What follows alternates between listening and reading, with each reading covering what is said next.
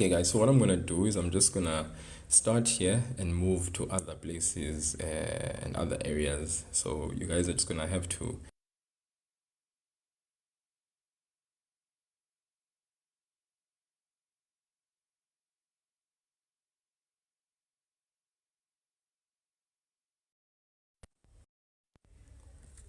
okay. I'm gonna start right here and we're gonna move to various places and spaces like I said initially. So I'm just gonna wait for people to join back in. We'll start shortly, guys. This is for my beautiful, amazing grade 11 people. I hope you are well. I hope all of you are amazing. You're feeling great. Just a reminder as well that all grade 12 learners, tomorrow morning at 5 a.m., we have a session with the grade 12s as usual at 5 a.m. in the morning. We started very early. So to all my grade 12s, don't forget that. Please come on in numbers. You will enjoy it, I promise you. It promises to be a great time.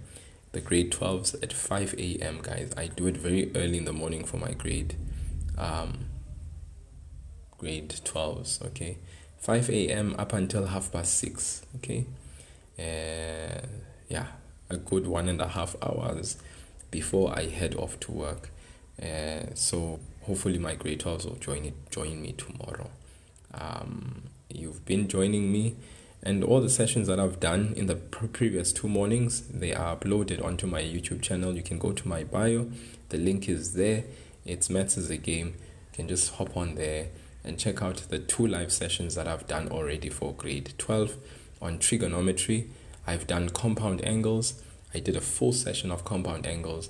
I did a full session of double angles this morning, and I'll be continuing on tomorrow morning with the grade 12. So I left off. So you guys must come back in, so yeah, it definitely will be worth your time. So morning grade, good night, and hello to the grade 11s. All right. So guys, like I was saying, today I'll be doing a variety of questions. I'll be jumping around so that I can actually give us all a full scope and a full breadth of sort of like a variety of questions that potentially get asked in typical exams where the grade 11s are concerned. So our first type of question that we're going to look at, which tends to be the first question oftentimes, are questions around, we call them the Pythagoras type questions. Why Pythagoras? Because we utilize Pythagoras to basically go ahead and evaluate these types of questions. So look at this. The statement goes as follows. If negative 5 tan theta minus 3 is equal to 0 and 180 is between, theta is between 180 and 360, where 180 and 360 are not included, then it says evaluate without using a calculator and with the aid of a diagram. With the aid of a diagram. The question usually goes. And then they say evaluate without using a calculator, with the aid of a diagram. They want you to evaluate 1, sine squared theta, 2, negative 2 sine squared theta, 3, 2 cos squared 180 minus theta. Okay. So how do we go about answering this question? Okay, so there is a clear, distinct method, guys, that we follow when we are answering such questions. One, we need to ensure the trig ratio is isolated with a numerical right hand side. So we must ensure that the trig ratio is isolated with a numerical right hand side. Then 2, use the trig ratio and the interval to sketch in a quadrant a right angle triangle. So I call it a right angle triangle. And then 3, fill in all angles and sides of right angle triangle. All angles and all sides of right angle triangle. And then 4, use diagram to evaluate. Okay, so these are the steps that we take when we are answering these types of questions. Now, it's just that this type of question is the way that it is. Sometimes this question gets asked in such a way that the diagram is given to you from the get-go, So if there is a statement, then you must know that the responsibility of sketching the diagram lies with you. But if there is no statement, but there is a diagram with a terminal arm in a particular quadrant, then you must know that they've already done the drawing for you, and all that is left is for you to complete the right angle triangle and then to actually sketch to actually use that sketch of that right angle triangle to evaluate the trig expressions that you are given. Okay, so let's look at this one. Here is the trig ratio. If negative 5 tan theta minus 3 is equal to 0 and 180 degrees, theta is between 180 degrees and 360, evaluate without using a calculator with the aid of a diagram sine squared theta. So where we start, you ensure the trig ratio is isolated with a numerical right hand side. So let's first write down negative 5 tan theta minus 3 is equal to 0. Let's isolate the trig ratio. So we have negative 5 tan. We take the negative 3 over, it becomes positive 3. Then we divide both sides by what? By negative 5. When we divide by negative 5 this side, we divide by negative 5 on the other side, it becomes negative 3 over 5. Okay. Then, in conjunction with that, we have the interval.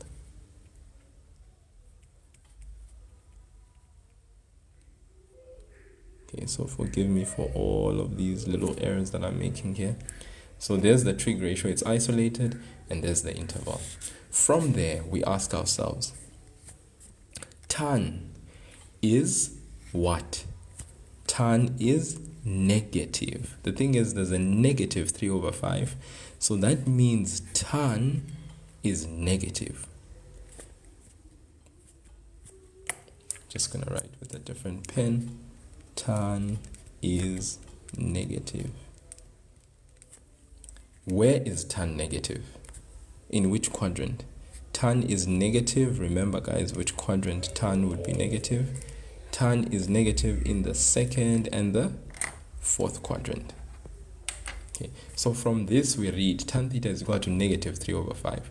This negative 3 over 5 means tan is negative, but where is it negative? That's what we ask.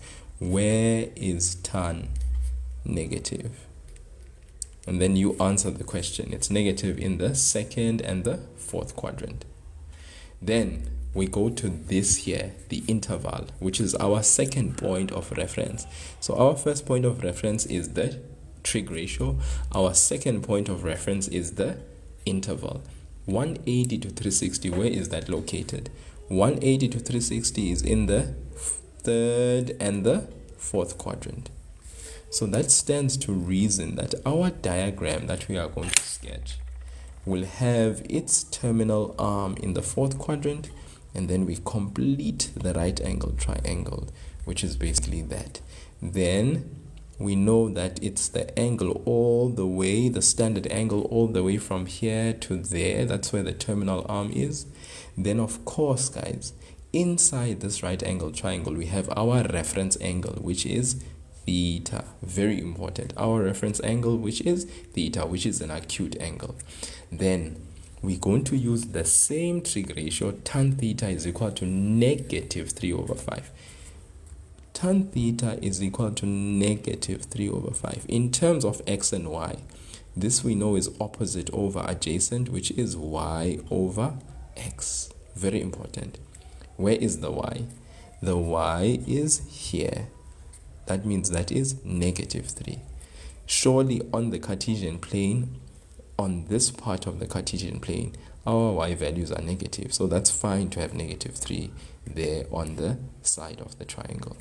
Then over 5, this is the adjacent side. This x value is definitely positive, so this 5 is okay being positive. Then we use Pythagoras to find our missing side. Use Pythagoras to find our missing side. So Pythagoras says r squared is equal to x squared plus y squared.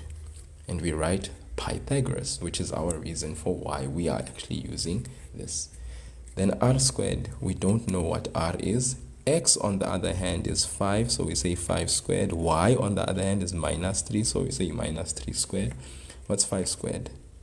25. What's negative 3 squared? It's positive 9. What's 25 plus 9? It's 34. Then remember we had that r squared. We take the square root on both sides. Remember when we do that, we put plus minus on either side of the equal sign, because when we take the square root, remember we are bound to have either a positive or a negative answer. Okay, this goes back to the idea of exponents, that when a base is raised to a rational exponent, where this is 2 over 1, the numerator is even, the denominator is odd, then it means that we'll have two answers, okay, a positive and a negative answer. But we know that r is always positive, so the answer that we will have and we will embrace is positive root 34. So that means if I fill in my diagram, I have positive root 34. This there is theta, and this angle here is 90 minus theta, this angle right there. That is what I mean by saying we use the trig ratio and the interval to sketch in a quadrant a right angle triangle. We've just done that. How? Isolating the trig ratio, finding out the trig ratio. How is it? It's negative. Then locating the quadrant where tan is negative. Where is it negative? It's negative in the second and the fourth quadrant. Then the interval itself is able to give us a direction. 180 to 360 means from here to there. These are the two quadrants. Then basically, where are the most ticks? They are in the fourth quadrant, so that means that's where we will sketch our diagram. When we sketch the diagram, we still use the ratio. Negative 3 over 5 for tan means y over x. Our y value is negative 3, rightfully so, because y is negative here. X is positive, because rightfully so, x is positive there. We use Pythagoras to find the missing side, okay, which we've got, which is square root of 34. And then we fill in the missing angles that are there. 90 theta, 90 minus theta. When you add these three angles together, you should get 180. And that's what confirms what you have inside the bracket. Now what's simple now is going and answering the question. Our diagram is 100% complete. It's ready to be used in order to answer any question that prevails. So our first question, we need to evaluate what sine squared theta is. So sine squared theta is simply this, guys. Sine theta, you put the square on the outside. Okay, so this is like sine theta, you put the square on the outside. The square is applied to just the trig ratio. Not the sine of the trig ratio, but that's just the trig ratio itself. Not the coefficient of the trig ratio, but just the trig ratio itself. Then we go to our quadrant. What is sine theta? The definition of sine is opposite side over hypotenuse. So our answer is 3 over root 34.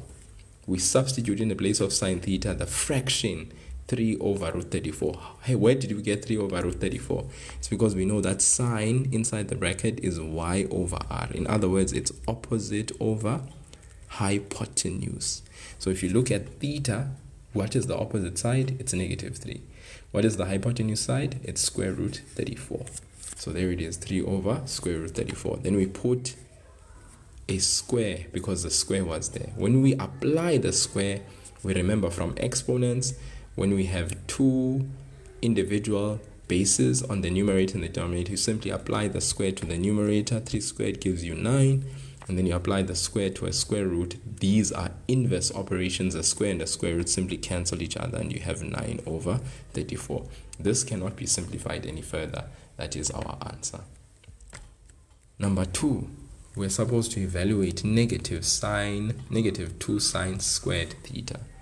So we say negative 2 sine squared theta means sine theta, you square it. Now, if you look at this, guys, this was negative 2 sine squared theta, but this squared has application to just the trig ratio, not its coefficient. So when I square, I'm squaring the trig ratio, not the coefficient. The coefficient just stands there outside, waiting patiently. Sine theta, we evaluate using the triangle. What's sine theta? Once again, it's opposite over hypotenuse, meaning it's negative 3 over root 34. Now I'm actually realizing that I made a mistake here, because I was supposed to say negative 3. The opposite side is negative 3. I had forgotten to put negative there, guys. But when I apply the square, it still becomes 9 over 34. But I would have lost a mark for not substituting correctly. So be very careful, guys. Substitute correctly. Make sure that what you have written down is what you eventually end up substituting. Yes, Chekhov, it's 12. Grade 12 is in the morning indeed. We are busy with grade 11 right now. But obviously what I'm doing here is also relevant for your grade 12, because you guys do Pythagoras type. It's just that you guys have the interplay of double and compound angles. Remember, at grade 12 is 5 a.m. in the morning. That's when we are meeting. Then we have negative 2. You apply the square to the negative 3. That gives you positive 9. You apply the square to the 34, root 34. That gives you 34. And then obviously you now can multiply the negative 2 with 9 over 34. And that gives you a beautiful answer of what? Negative 9 over 17. Okay, you can just take your calculator and multiply these two. Because the part that says without using a calculator simply means they want to see steps. They want to see you step by step writing the substitution in the trig ratio, applying the exponent, and then obviously you can take your calculator at the stage and actually multiply 2 and 9 over 34 if you don't know, and you will get this negative 9 over 17. Okay. Then let's evaluate the very last one. What if they ask us to evaluate 2 cos squared 180 minus theta? Okay. So once again, we write the 2 untouched as it is. Okay.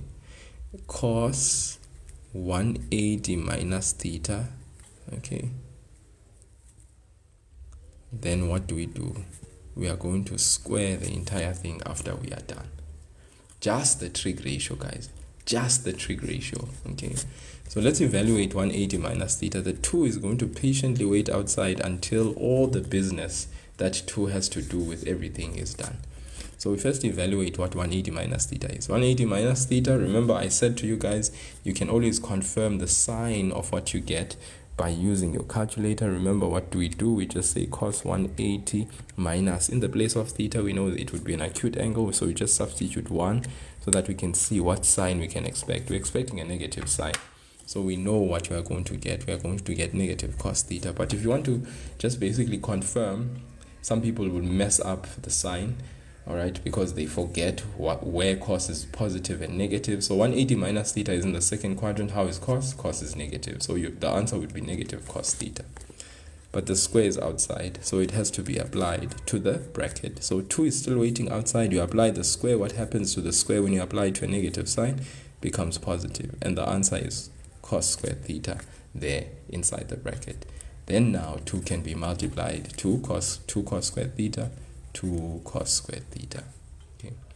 Maybe someone might be like, so why didn't you multiply the 2 first, then apply the exponent? This is the answer. This is the answer. Bad mess. Okay. We start with brackets, we follow with exponents. That's why that's the case. So we start with what is in the brackets, we evaluate it. After brackets are done, now we can apply the exponent. Then division follows, then multiplication. So the 2 can only be multiplied after the exponent has been applied. Why? Because of BEDMAS. Brackets, exponents, division, multiplication, addition, then subtraction. In that order do we operate. In that order. Okay. Alright. So that's Pythagoras type 1.1. Let's look at this one. If cos of 52 degrees is equal to k, okay, determine each of the following in terms of k. So if cos 52 degrees is equal to k, determine each of the following in terms of k. Each of the following in terms of k. If cos 52 degrees is equal to k. So where we start here is we start by writing cos 52 degrees is equal to k, and we say k over 1. You notice 52 degrees is an acute angle. That's how it ought to be. Then what we can do is we can draw a right angle triangle. We can draw that right angle triangle in the first quadrant because everything there is positive.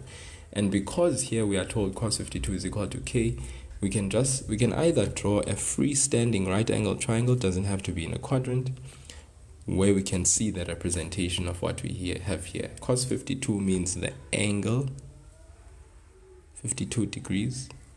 Okay, so that would be 52 degrees. Even in the quadrant or a freestanding triangle, right angle triangle, that's 52 degrees. Then what's k over 1? Remember, this is adjacent over hypotenuse. In other words, x over r. Where is x? X is here. That means k is there. Where's r? R is here. That means 1 is there. Then we want to find the missing side. Okay, so we have k, we have 1. We want to find the missing side. So what do we use? We use Pythagoras. So let's go. Pythagoras says r squared is equal to x squared plus y squared. Pythagoras. Okay. Then what's r squared?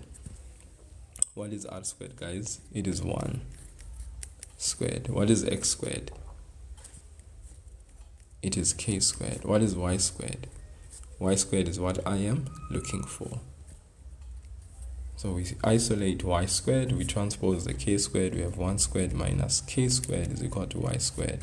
Therefore, y is equal to, take the square root on both sides, that means the square root of 1 minus k squared. Now, the y value here, very positive. 1 minus k squared, the square root of 1 minus k squared. Okay, square root of 1 minus k squared. Then we find this missing angle here at the top. You take your calculator, you say 90 plus 52 plus is equal to 142. So that's 180 minus 142, which is equal to 38 degrees. So that means there's a 38 degrees there at the top. 38 degrees. 52 at the bottom, 38 at the top. So now we can evaluate what we've been given. The first question that we were given there is to evaluate 1 sine 38 degrees. So if we look at sine 38 degrees, where is 38 in the diagram? You see, it is that angle that we included. We had that angle that we basically found, which was not even stated, because remember, we're given 52 degrees, which is this angle, but we didn't know what this angle was. But how did we find it? We added all our angles that are supplementary, and then we checked what's missing. 180 minus that total of these two angles, that gives us 38. So sine 38 is there, but according to this definition, sine 38, so that means opposite over hypotenuse. Remember, the opposite side of 38 is k. And then the hypotenuse side of 38 degrees is 1. So therefore the answer is k. Sine 38 degrees is equal to k. Okay, then I'm not done. Number 2, sine 218 degrees. This angle is basically an angle that is not acute. So what do we want to do? We want to reduce this angle so that it is an acute angle. So how do we go about it? We can say sine of 180 plus 38 degrees. That gives us 180 plus 38 is 218. Why are we comfortable with sine 180 plus 38? Because there we have it, that angle 38 degrees in our diagram. So all we need to do is evaluate this function value. 180 plus, where's 180 plus? 180 plus is in which quadrant? Thank you, Paddy guy. It's in the third quadrant. Okay, and then sine in that quadrant is, I think Paddy guy is like padding on, eh? Sine in that quadrant is negative. So 180 plus falls away. We have 38 degrees, but then we need to write it in terms of k. So if you go there, what's sine 38? It's opposite over hypotenuse, which means it's negative k over 1, which is negative k. Right? Once again, sine 218, you use the function value to reduce 180 plus 38, which gives you, what's 180 plus? It's in the third quadrant. How is sine? It's negative. So the 180 falls away of negative sine 38. You use your diagram to basically locate 38 degrees is there, the angle that we did not have from the statement at the beginning. So 38, sine 38 is opposite over hypotenuse. That's why the answer is negative k. Okay. Hope we good. Then the very last one for this Pythagoras type is when we are given tan 232 degrees. That means 232 degrees, guys. 232 degrees. That's like saying tan of what? Tan of what, guys?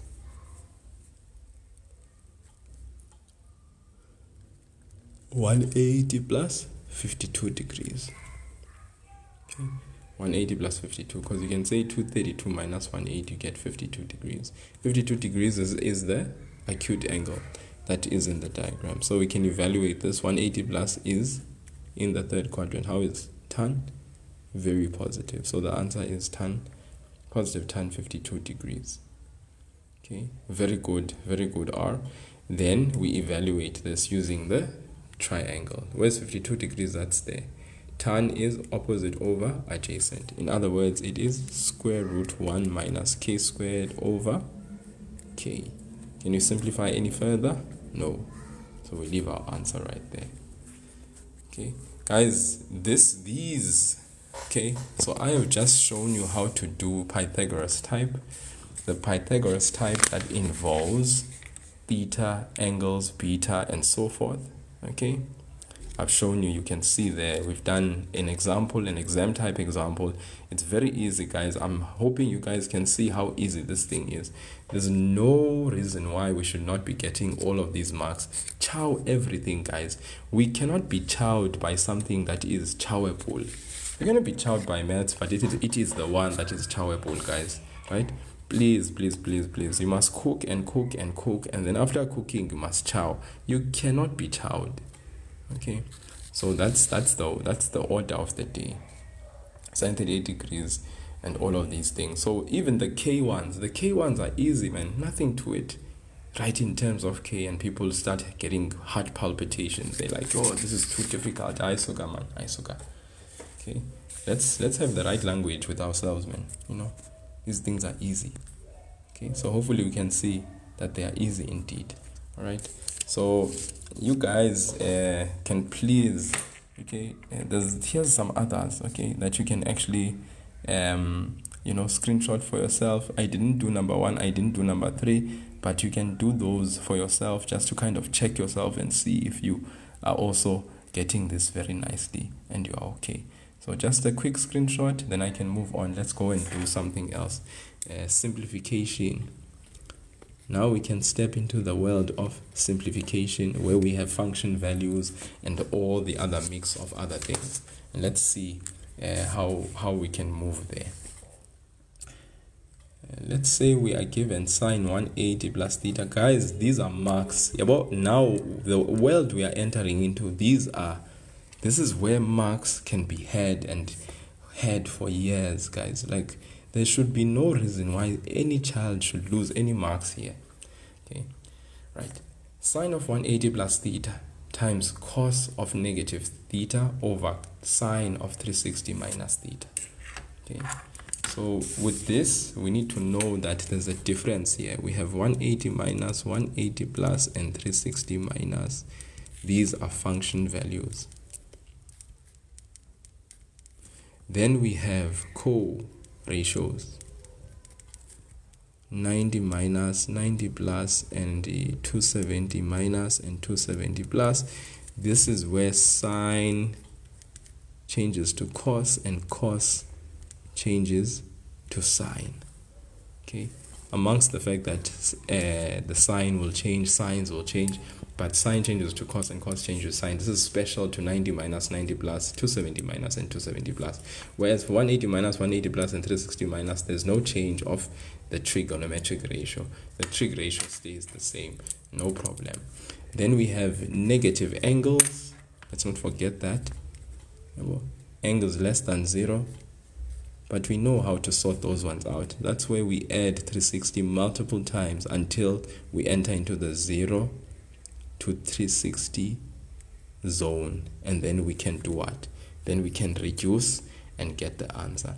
Negative angles, and also lastly angles greater than 360. What do we do to angles that are greater than 360? That's where we do what? We subtract 360 multiple times, guys.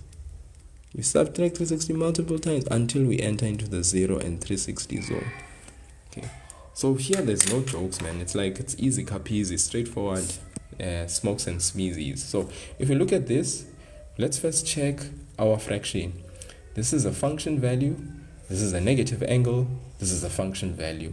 The relationship between these trig ratios is multiply, divide, and that's it. So, easy stuff. So all we do is we apply the SFI approach. Simplify, factorize, identity. The three-part strategy, the strong three-part strategy. Simplify, this involves everything: addition, subtraction, multiplication, division, board mass, in other words. Addition of fractions, multiplication of fractions, and so forth. More simply, when trig ratios are concerned, it involves reduction as well, whether that be function values, co-ratios, negative angles, and angles greater than 360. That's all tied into our simplification. F has to do with factorization.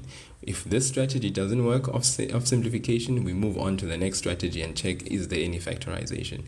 If that strategy does work and we have something, we do it, we complete it, and then we go back and check, is there any further simplification that can be done? If there's nothing, then we move on to the next strategy. 2, is there any factorization that needs to be done? If there's nothing there, then we move on to identity.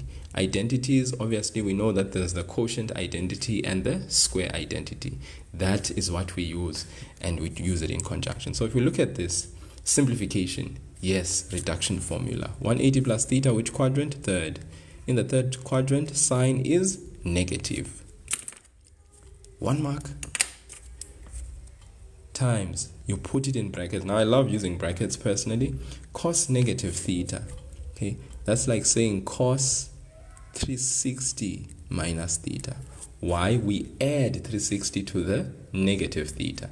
360 minus theta, that's also a function value. We're going to reduce that very shortly, but let's reduce this one for now. 360 minus theta is into which quadrant? Fourth. How is sine? Sine is also negative. Okay, so all that I evaluate, I put in brackets. Now I can evaluate that one as well. So I have negative sine theta. Cos 360 minus theta is in which quadrant? It is in the fourth. How is cos? Cos is positive. Okay, so I would get the mark there, and then obviously there's that mark there. So I have 3 marks so far. And then you can see when there's multiplication and division, this is simple. These simply do what? They cancel out. In other words, this is negative sine theta divided by negative sine theta. I can do that confidently because the relationship of negative sine theta with cos theta is one of multiplication. If it was one of addition, If there was negative sine theta plus cos theta, these two would not be able to cancel, because we do not cancel across an addition or subtraction sign. But we can cancel because the relationship of negative sine theta with cos theta is multiply. So those two we say goodbye to. Negative divided by negative is positive. We're left with positive 1 and positive 1. So our final answer is cos theta. And that's where our final mark comes into play. Guys, simplification. Aye, guys. Really? Will we be butchering simplification? Aye, corner, guys. If we butcher simplification, then we are selling ourselves very short. So I'm sure you can see. Okay? Yeah. SFI, guys. All we applied here was simply simplification. There was no factorization and there was no identity that we used. All that we used in this particular question was just our simplification strategy. Because even the cancellation, this is division, it's all simplification. Reduction is simplification. The answer is a simplified answer. Nothing else that was applied. Okay, let's move on to another one. Number 2. Just so that we can begin to feel the heat nicely. Please, guys, don't butcher the reduction. Don't butcher the reduction. I trust you to get the reduction. And please, guys, when all else fails, you can always check the signs using your calculator. Okay, like I said, if it was sine 180 plus theta there, 180 plus, you could just substitute 1 in the place of theta, just so that if you don't know, you've forgotten. You see, the answer is negative. There, it was negative.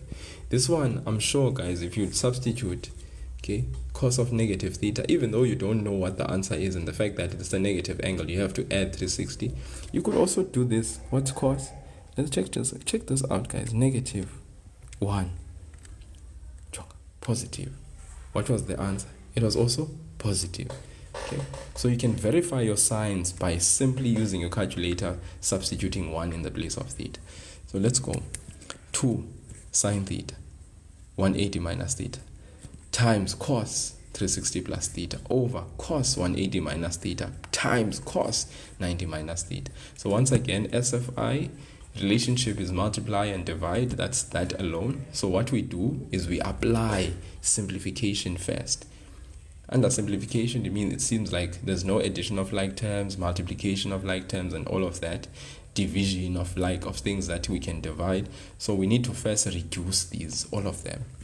So the first one, 180 minus theta is in the second quadrant. Sign is positive, so it still remains as positive sine theta. But then the positive times this positive 2 still gives you a positive. Okay. 360 plus theta. Same question. 360 plus theta, which quadrant? It's in the first. Remember, this is the first quadrant. This is an angle greater than 360. What did we say with angles greater than 360? What do? We subtract 360. So if you subtract 360 here, what do we get? We simply get cos theta. Okay.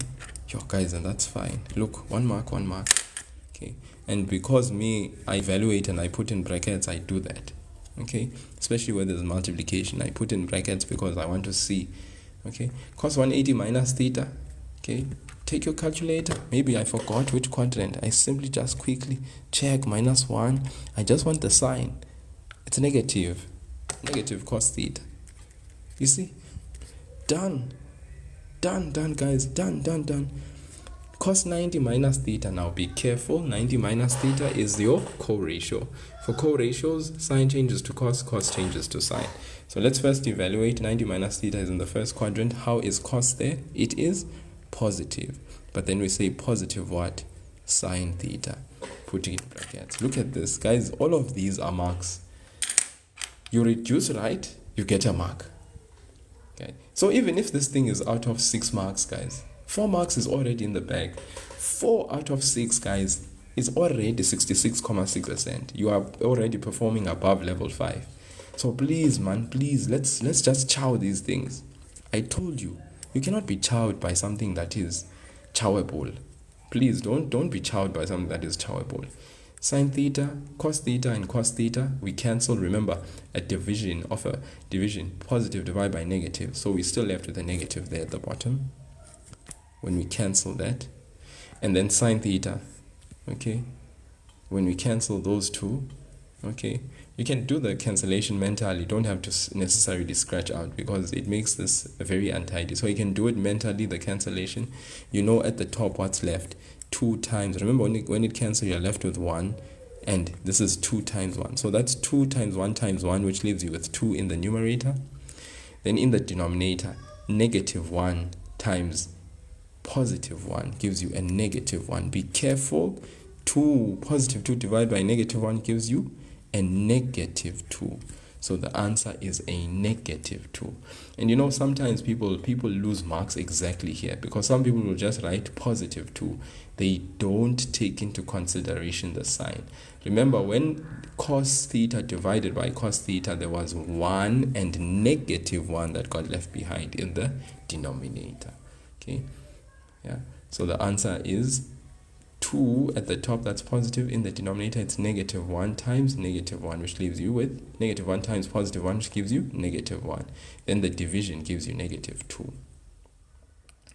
Please, guys, please, we cannot be chowed by something that is chowable. Okay. So do you see the ease? The ease. Just sliding in, slide out, sweetness. 3. Okay, I'm going to do one last one for these type of questions, right?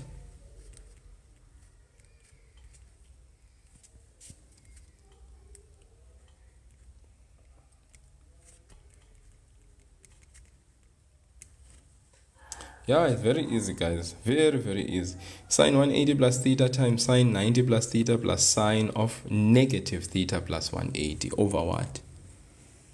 Over cos of negative theta plus tan 135 degrees.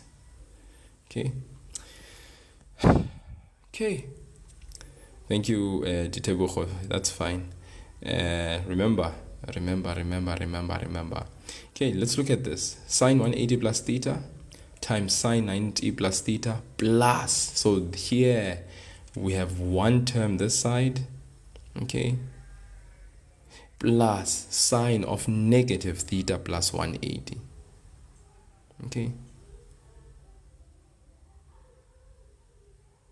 Okay, so this is a plus, guys. This is a plus.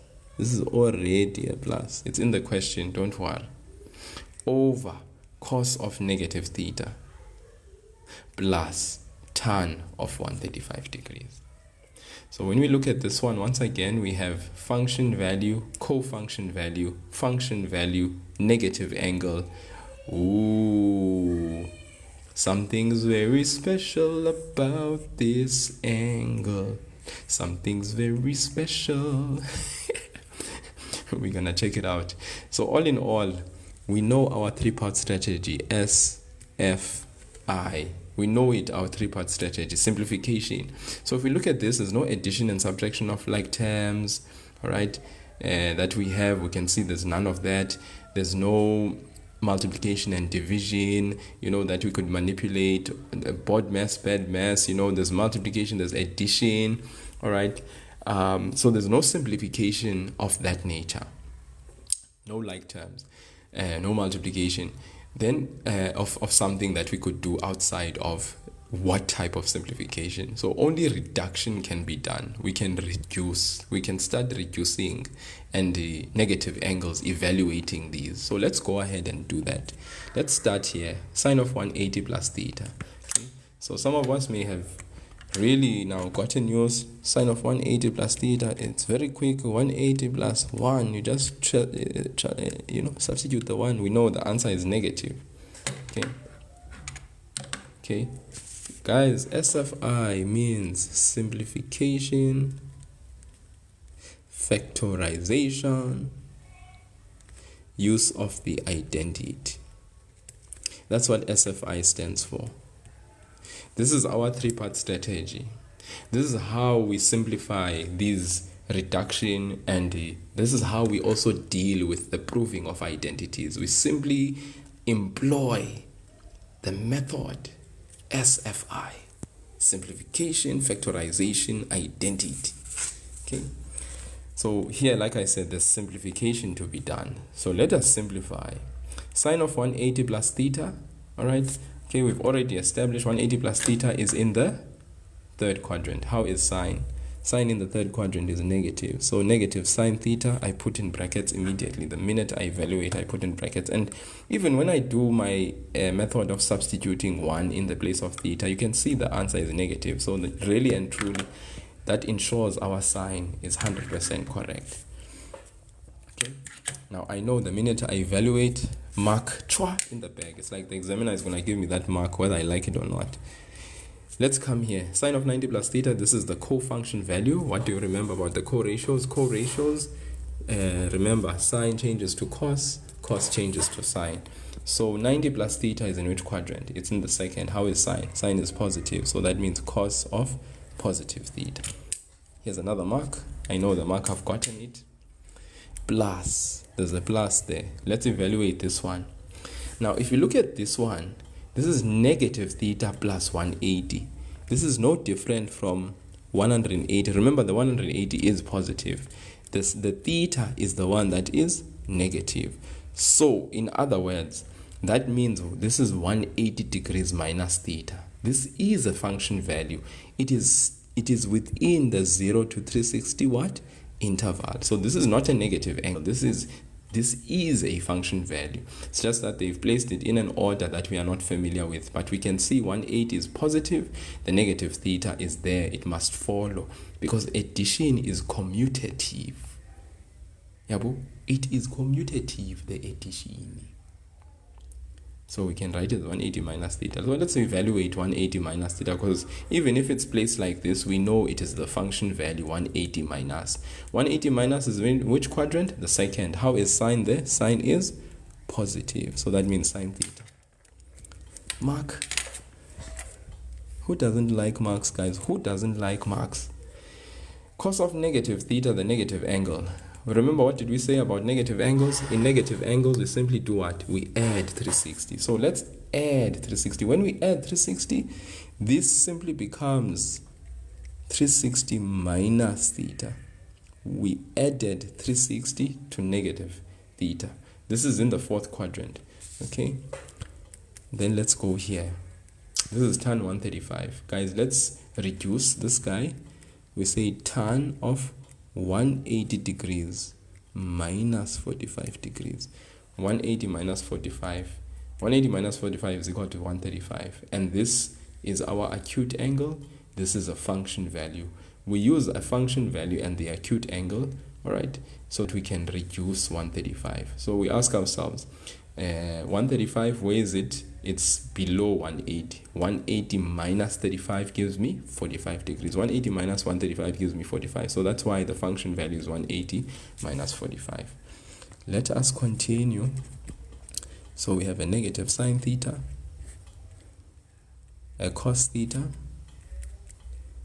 a sine theta. Now let's evaluate this guy.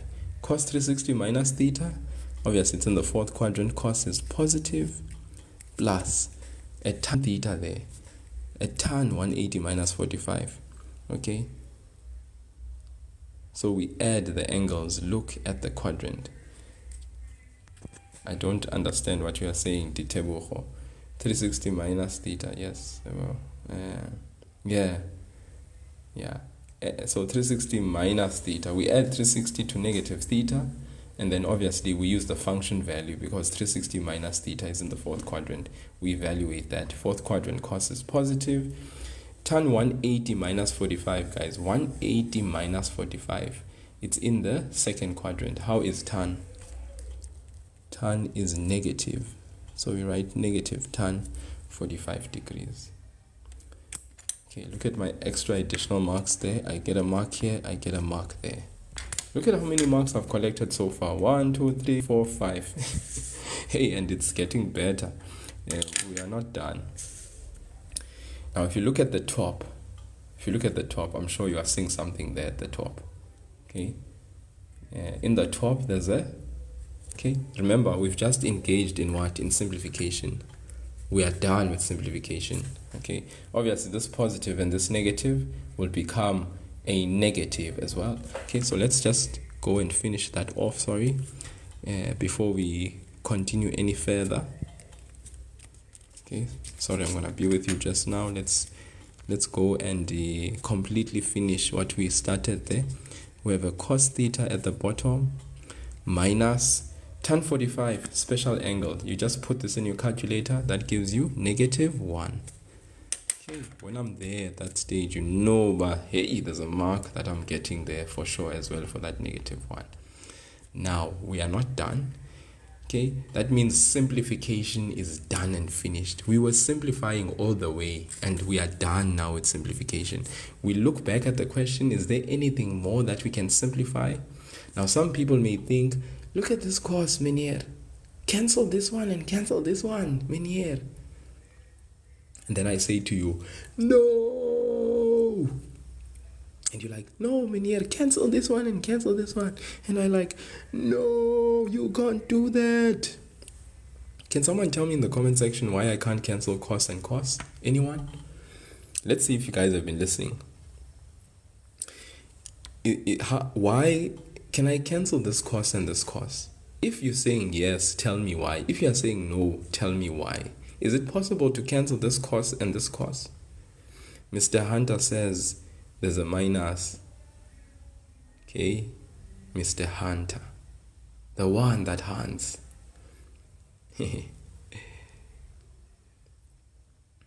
No, cos -1 is not sine, guys. No. Party guy, no. Let's not get it wrong. Okay.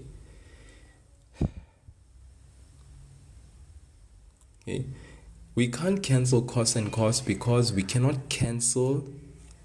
Sine and cos are multiplying, not adding. Sine and cos are multiplying, not adding. Okay, guys, no, listen, guys. Cos and cos cannot be cancelled out. Why?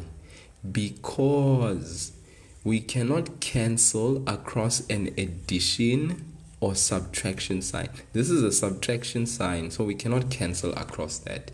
All right, remember, I'm gonna continue, but I need you to understand, because I know some people would think this cos and this cos cancels. It doesn't, guys. It's wrong to cancel out that. Okay, now before we even go there, I need to take you back. Remember, the strategy I had been employing all this time was my simplification strategy. Now I've exhausted the simplification strategy. There's no further simplification that can be applied. Okay, so that's very important. Thank you, Precious. So that cannot be, we cannot simplify now any further. The next strategy is we need to factorize. Now let's check, is there any factorization that can be done? And I'm sure you guys can see that yes. So I'm just going to continue and finish off this on this question here above this arrow. Okay, so this negative sine theta cos theta plus sine theta, at the top we have two terms, and as there are two terms, there's a highest common factor. So yes, the factorization strategy can be applied. What's the highest common factor? It's negative sine theta. We take out the negative sign and the common sine theta that we have. Remember, the negative sign is always taken out as the highest common factor if it is the first term of a given expression. So the first term is negative sine theta cos theta. So we take out the negative together with the sine theta as our highest common factor. What gets left behind inside the bracket in the numerator? Cos theta. Remember, since we took out a negative, what's negative times what gives you a positive? It's another negative, but it's -1 over cos theta minus 1. Now that we are done with the factorization, we can officially say we are done with factorization for now. Then we move on to the third strategy.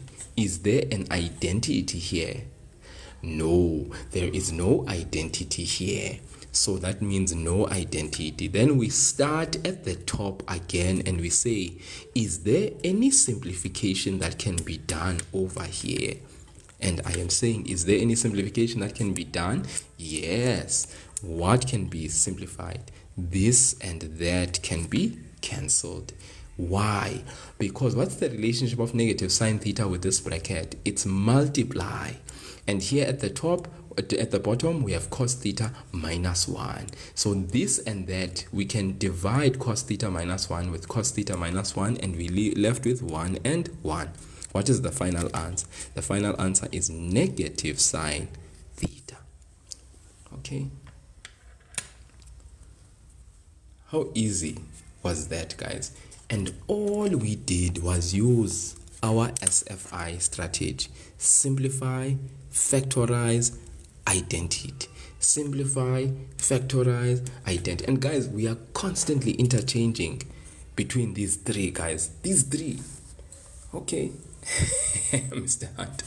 Mr. Hunter, are you a teacher? You see, this man is saying low-key sigma. You are funny. Okay. So please, guys, very simple, these things, very easy. No complex stuff. Yeah. Those who think this thing is difficult are just difficult themselves. It's difficult people that say it's difficult, this thing. They are difficult themselves, these people. Okay. All right. Let's step into a slightly different world where we have numerical values. Maybe you guys are like, but sir, what do we do with those ones where there is no theta but there's just numerical values? Let's go check those ones out just for a little while. Okay, just for a little while. Okay, just for a little while. Can you please be my maths teacher? My leader, I am maths teaching the people here on TikTok. I have my own students at school, and I am here, guys. I am maths teaching you here. You can say I'm maths teaching you. Okay, remember, for those who are in grade 12, I'm going live tomorrow morning at 5 a.m. for the grade 12s. Right, we'll have a blast of a time with those who will be going live with me for the grade 12s. This morning I went live with the grade 12s at 20 past 5. All right, up until 6:30. That's usually my cutoff time, 6:30. And those that did go live with me this morning will know that we did double angles. The previous day, in the morning, we had done compound angles. And all of that content is uploaded onto my YouTube channel. So all these videos that I do here on TikTok, I upload them onto the YouTube channel. You can check out the link of the YouTube channel in my bio, and you can do the things. Mr. Hunter, how generous you are, sir. Thank you so much for the rosa. I really appreciate it. So you can hop on there, check it out. I know it's a bit, this guy is a bit untidy, messy and stuff. But you can rest assured, the explanations, guys, I think I will definitely admit where I am weak. I am not strong in all areas and aspects, but I'll definitely admit where I slack off. But I'll admit where I am most strong. And I can tell you one thing: explaining, teaching, doing this thing that I'm doing. Hi, guys, you.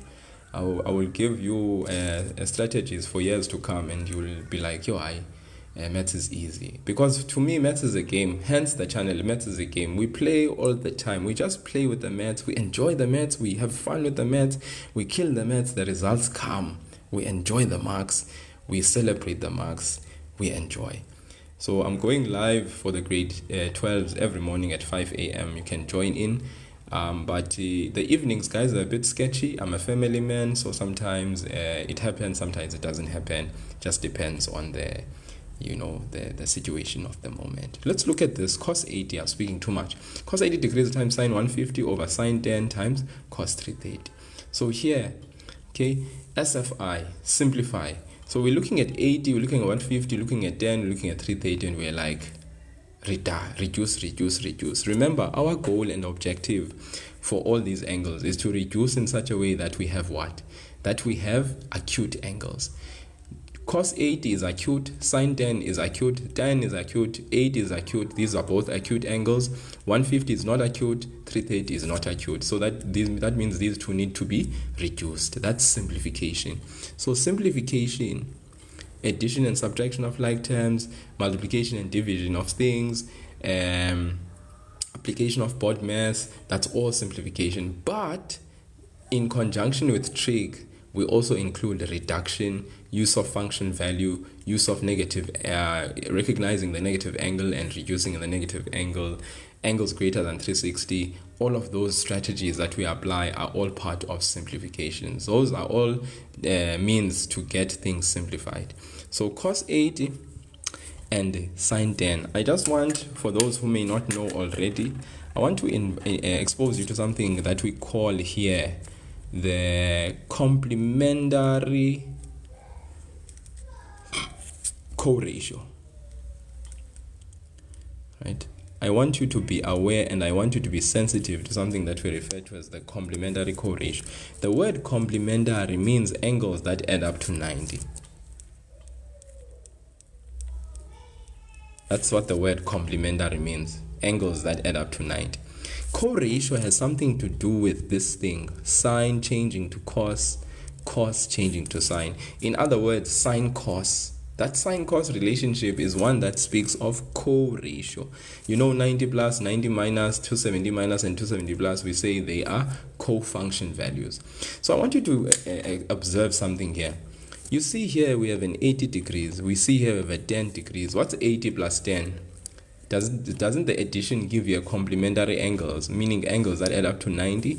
So these are complementary angles because they are both already acute, but 80 plus 10 gives you 90.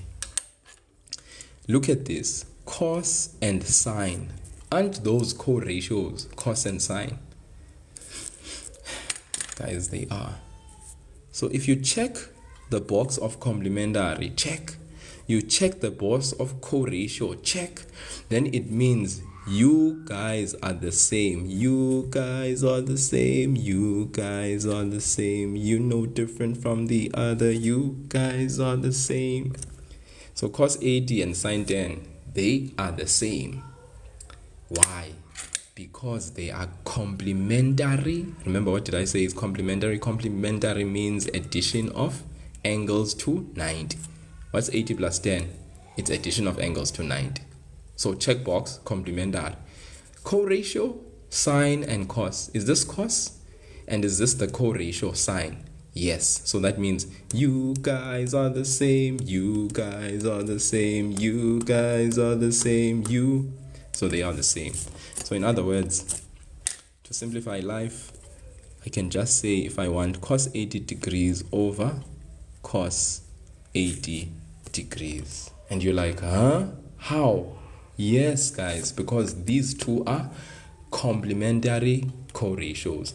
You guys are the same. You guys are the same. In actual fact, you could write this as cos 80, or you could say sine 10, sine 10, because it simply means they are the same. So you choose which one you want to align the sameness to be like. Okay, yeah, the singing is phenomenal. I know, like, you guys would never, you'd never. Then let's reduce 180 minus 30. Oh wow, 150 can be written as sine 180 minus 30. Cos 330, cos 360 minus 30. Okay, right. Yeah. Okay. Yeah, definitely. All right. So, but like I said, this relationship that exists between these two, yes, in other words, you could take this and reduce it to be the co-ratio. You could say this is cos 90 plus 90 minus 10. If you say cos 90 minus 10, what does that change to? It changes to sine 10 as well. So you'd have sine 10, sine 10.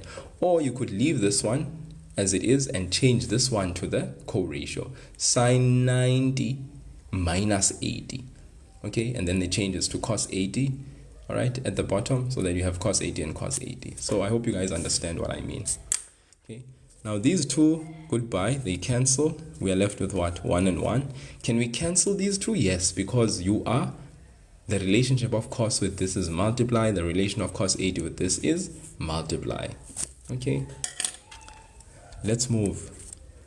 So we have 1 times, what's sine 180 minus theta? 180 minus theta is in the second quadrant. How is sine? Sine in the second quadrant is positive.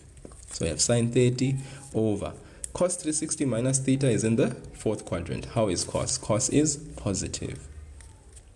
So you have cos 30. Now some of you, I know you are still stuck in the world of drawing your triangle, special angle triangle, because you're like cosine 30 and cos 30. Isn't that the special angle triangle? And I'm like, guys, we are in grade 11. Let's just simply use our calculator. So we grab it and we say sine 30 equal, boom, 1 over 2. 1 over 2 over cos 30, boom, root 3 over 2. Root 3 over 2. Okay, and I love that Amostilo is like, let's just write it as the identity, and you could do that. That's great. Okay, then we have half divided by root 3 over 2, but that is half times 2 over root 3, which basically gives you what? Gives you these two cancel, you get 1 over root 3. Okay, now I know some people will insist on, you know what guys, let's rationalize the denominator. Yes, of course, because you guys are grade 11s, and grade 11s just did exponents, and in exponents and surds, what did we learn? We learned that we can rationalize the denominator, because we cannot ever leave an answer with the denominator being a irrational number, sorry. We can't leave the denominator being a irrational number. So we use the conjugate, root 3 top and bottom, we get root 3 over 3. Yes, indeed, I love what Amostilo said. You could also do the following. Sine 30 over cos theta is the identity tan 30 degrees. You'd probably use less steps if you use this approach. Sine 30 over cos theta, you can see it is the identity. Remember, after simplification, you use factorization. After factorization, you can see there's no factorization, then you must use the identity. So Amostilo moved from S, simplification, reduction, complementary coratio, to factorization, no factorization. Identity, Amostilo saw, this is an identity, so let's write it as tan 30. And I'm very proud of you, Amostilo. You are the one. You are the guy. Just like you are the guy. No doubt. Sine 30 over cos 30 is tan 30. And you just go to your calculator, guys. Stress nowadays, because we are in grade 11 and grade 12. We just use the calculator. The answer is there. Root 3 over 3. Guys, Amostilo. Guys, look at this. Amostilo, I'm gonna do this for you, bro. You are the main chap. Main guy, right? When you are writing a maths exam, it is much a race for accuracy as well as time. So someone like Amostilo would definitely save time by seeing the identity. SFI, identity. After simplification, no factorization, the identity. Amostilo saw the identity, the quotient identity, tan 30 degrees. And then some of us would have gone the long route, and then bam, the answer eventually. But you know what I mean, guys. At the end of the day, it is what it's supposed to be. So very nice. Thank you. I think we have a new hero in our TikTok midst in the comment section, Mr. Amostilo. The main guy. Okay, so guys, I hope you can see the beauty, the niceness of these problems. Okay, the niceness of these problems. Okay, so let's look at another one. Okay, I don't know, guys. Please ask Setabile. Go ahead, ask if it is askable and I'm able to answer. I will answer. But like I said, I don't know everything under the sun. I know as much as I know. So maybe if I don't know, even Mr. Hunter can assist us there. I think he has some skills himself, the main guy. Please do ask. You are more than welcome to ask. So sine squared 300 minus 1 over tan 50, tan 150 times cos 330. So once again, simplification strategy would say that we would think that this is a identity, but it turns out to not be. Okay. But I guess if someone else applied some other rule, they could basically utilize some factorization strategy. So in your head, you're like, can we simplify this? And maybe someone else will be like, we can apply a simplification strategy. And that is, we can apply the sign change rule and have the following. Okay, hope you guys can see what I'm doing here. Can you see this? Is it visible? I hope you can. All right. So I'm applying a factorization strategy. Which factorization strategy is supposed to, at the end of the day, help me to have this, and I will work with this instead. Okay. And yes, of course, some of you could just evaluate and reduce 300, leave the -1 there, reduce the 150, reduce the 330, and you would be able to move in such a way whereby from that simplification you can then get to the answer. It's just that for me, I'm like, okay, as long as I can get off the second term in the numerator, then I can actually just reduce everything after that and then simplify as needed. So let's go. So this is negative, this is cos. So let us say cos. Okay, remember, we know that this is cos of what? 300. How do we reduce cos 300, guys? We can use what? What can we use? 360 minus 60 degrees. Okay. And let's not forget, this square is placed outside for now. All right. Over tan. Let us evaluate 180 minus 30 degrees. Hey, seems like these special angles are not going anywhere. Cos 330. We write it as cos 360 minus. So we are using our function values because even though we have the co-ratios, what we want to do is, we try and limit the use of those co-ratios because they can make life a bit of a headache. Sometimes we even forget ourselves that a 90 minus and 90 plus ought to lead to a change of cos to sine, sine to cos. So as much as possible, we try and use function values. Okay. All right, so okay, this is sine squared 300 degrees, okay, sine squared 300 degrees minus 1, okay. Amo, you don't have to put the square outside. If you know that the square is only supposed to apply to the trig ratio, then you can continue with just the square not being placed outside. It's just that this is the meaning of the square. The meaning of the square is that you're squaring the entire trig ratio. So I want to first evaluate the trig ratio without the square, then apply the square. Okay, because a even exponent means that I will always get something that's positive out of this reduction. Doesn't matter what it is. It may be, I may get something that's negative initially, but then when I apply the square, it will change whatever is there to become positive. Okay, so an even exponent will always be changing what I reduce. Whether I get a negative or a positive inside the bracket, it will always be positive. Okay, then just coming back here, sine squared of 300 minus 1. Guys, remember when you did factorization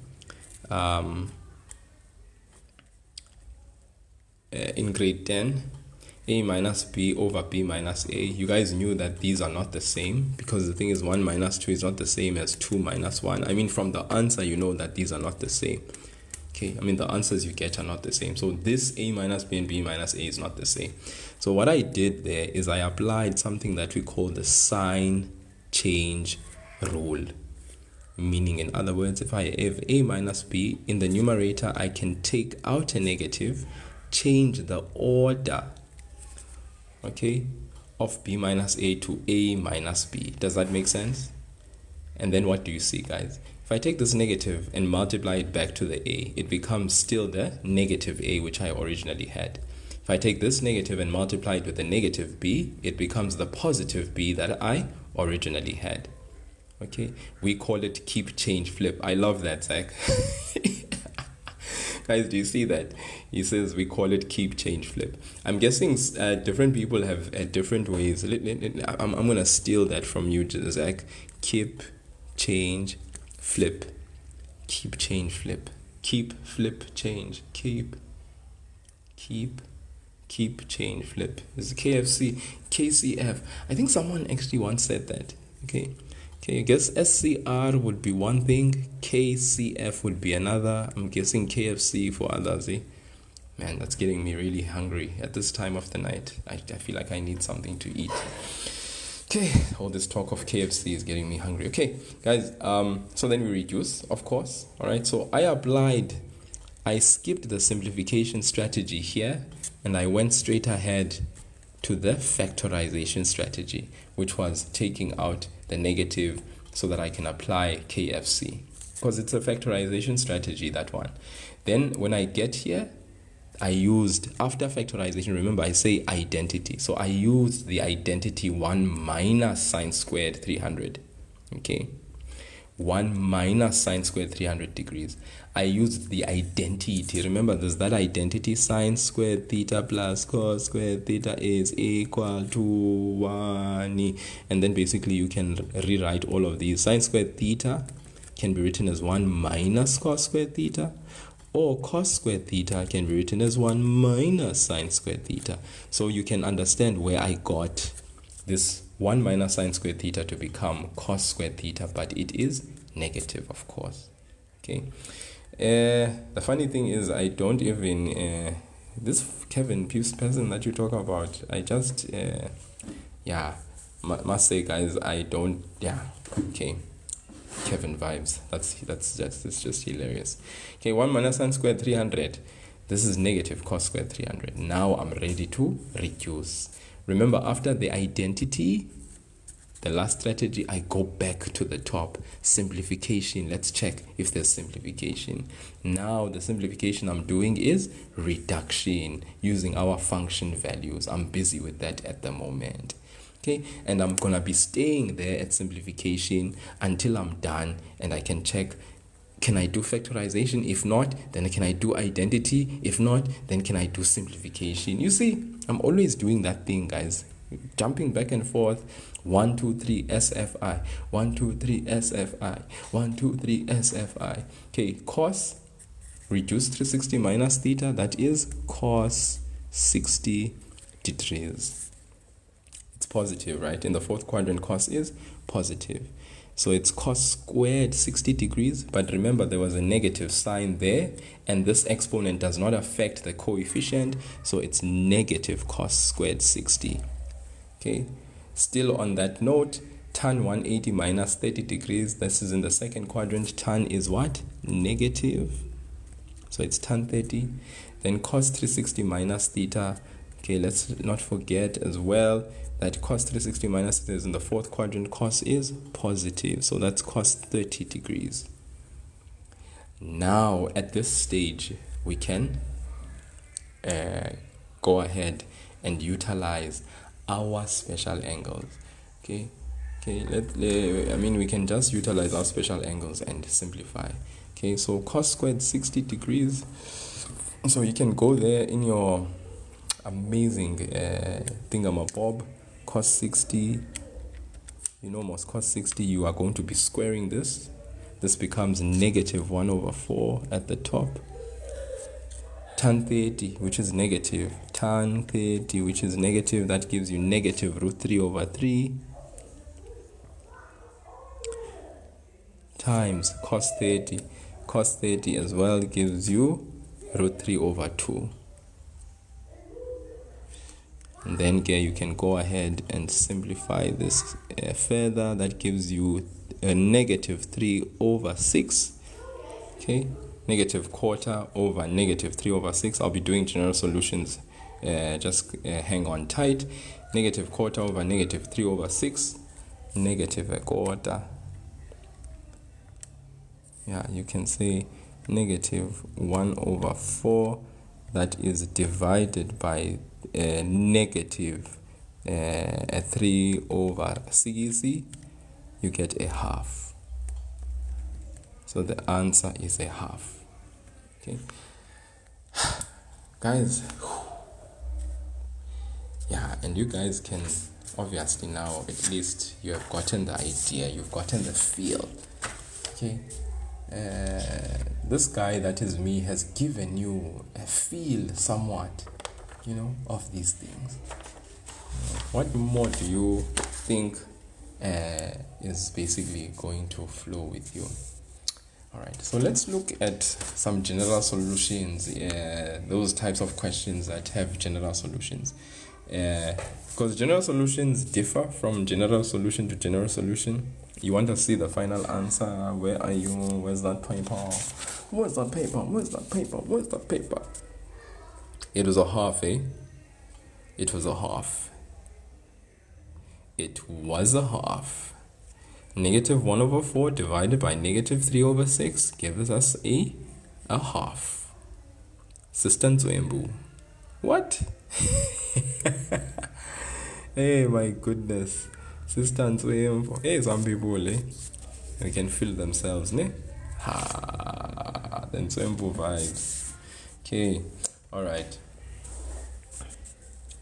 Right, okay, righty then, guys, righty main.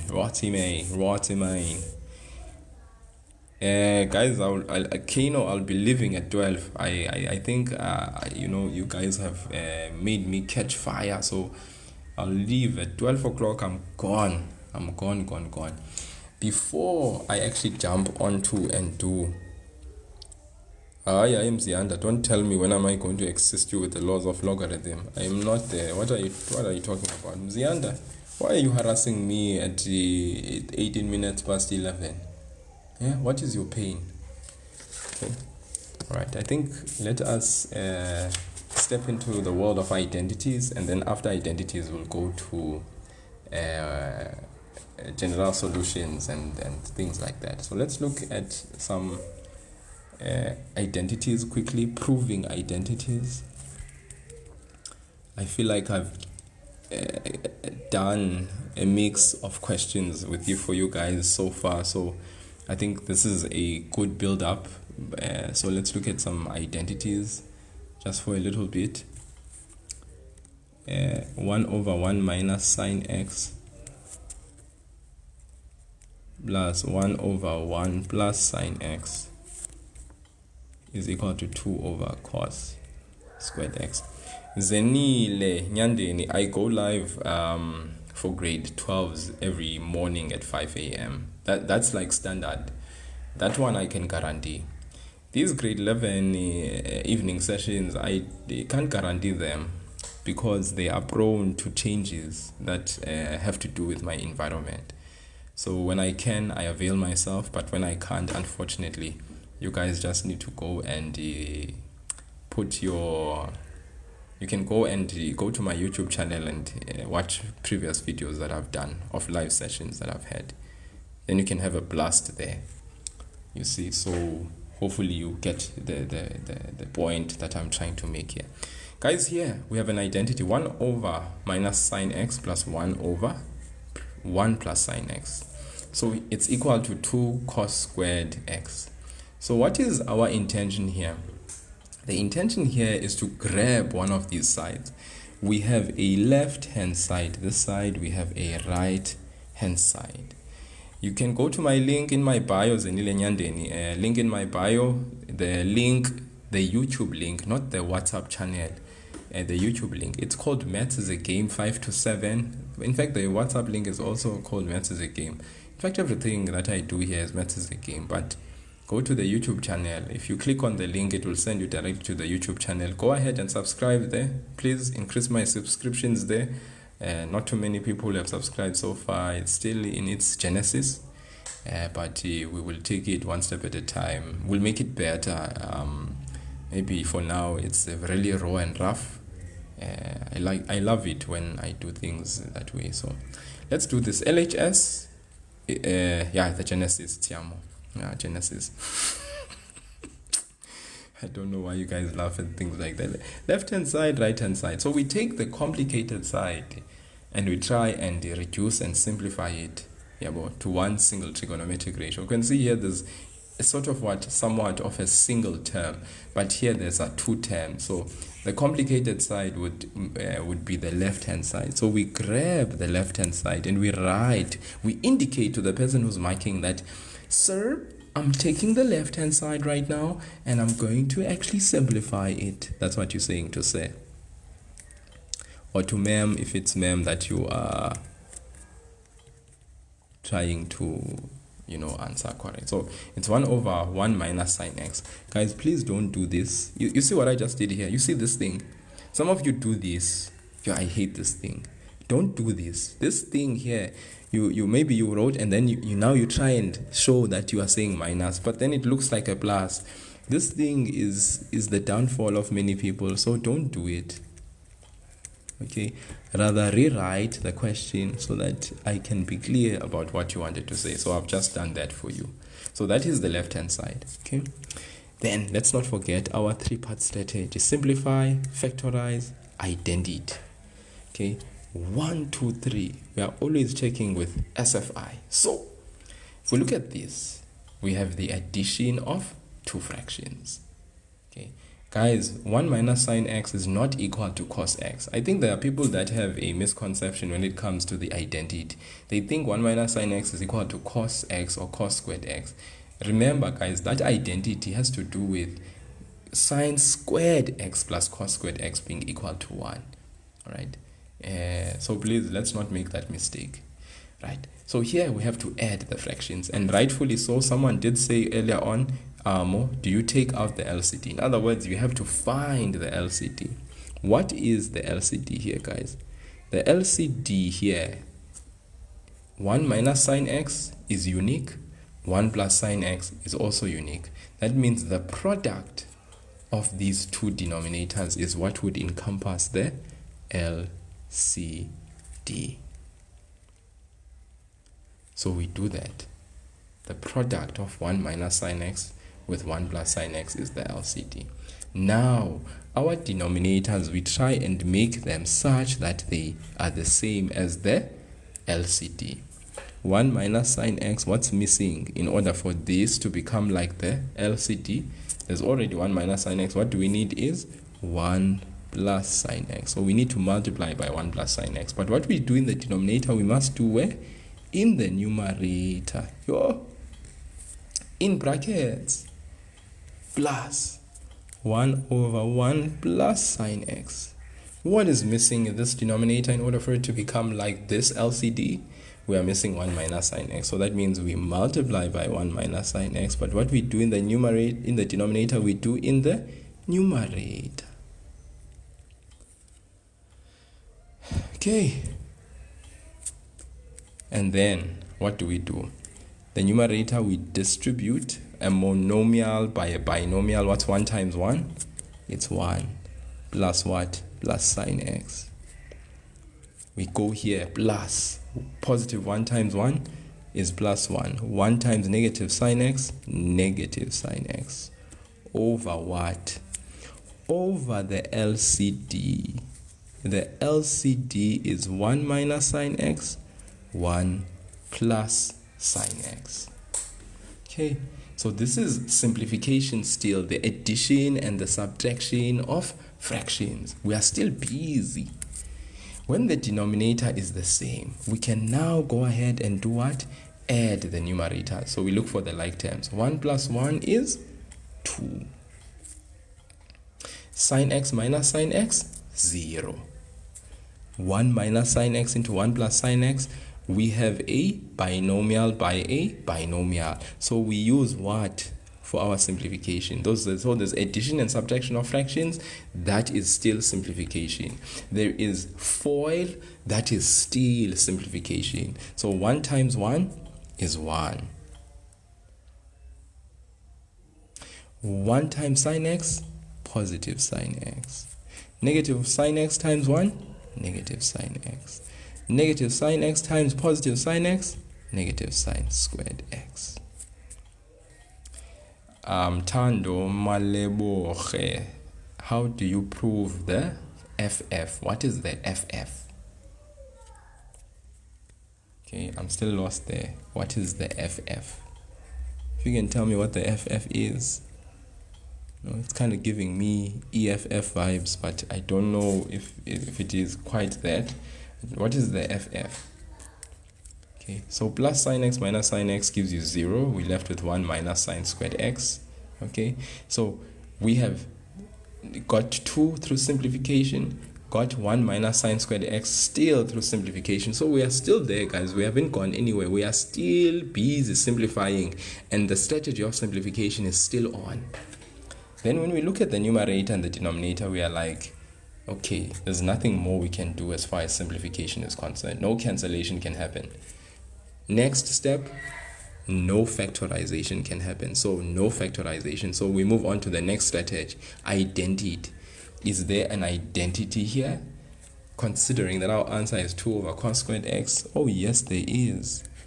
1 minus sine squared x is actually the identity cos squared x. This is the right hand side, because the left hand side truly is equal to this, which is the right hand side.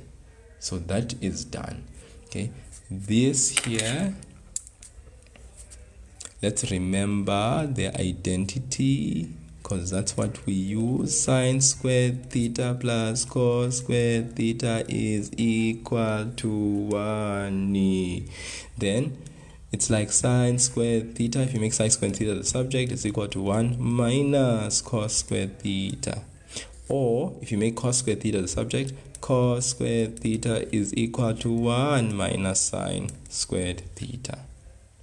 I'm so tired, but I want to continue. I know, hey,